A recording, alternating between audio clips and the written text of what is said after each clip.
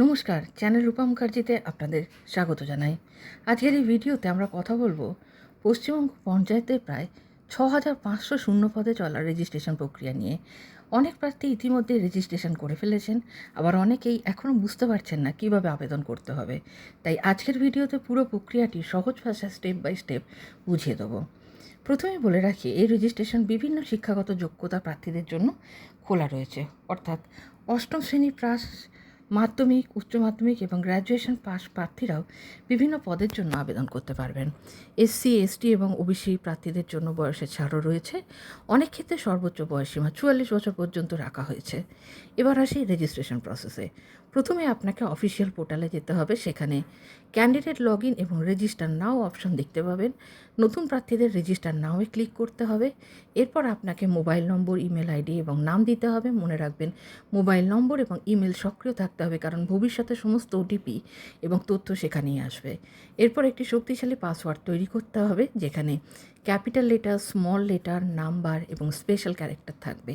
তারপর OTP verification সম্পূর্ণ করতে হবে। ওটিপি ভেরিফাই হয়ে গেলেই আপনার বেসিক রেজিস্ট্রেশন কমপ্লিট হয়ে যাবে।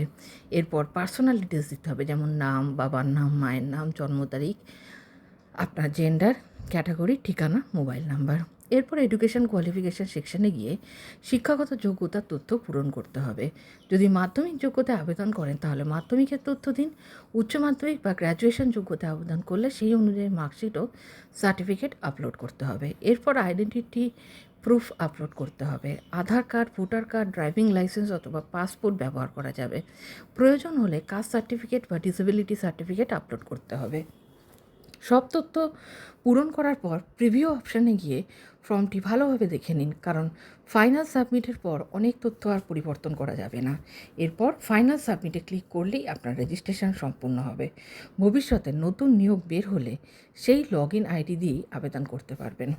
এখন শুধুমাত্র রেজিস্ট্রেশন চলছে। পরবর্তীতে ডিস্ট্রিক্ট লেভেল সিলেকশন কমিটি যখন ভ্যাকেন্সি নোটিফিকেশান প্রকাশ করবে, তখন আসল আবেদন প্রক্রিয়া শুরু হবে।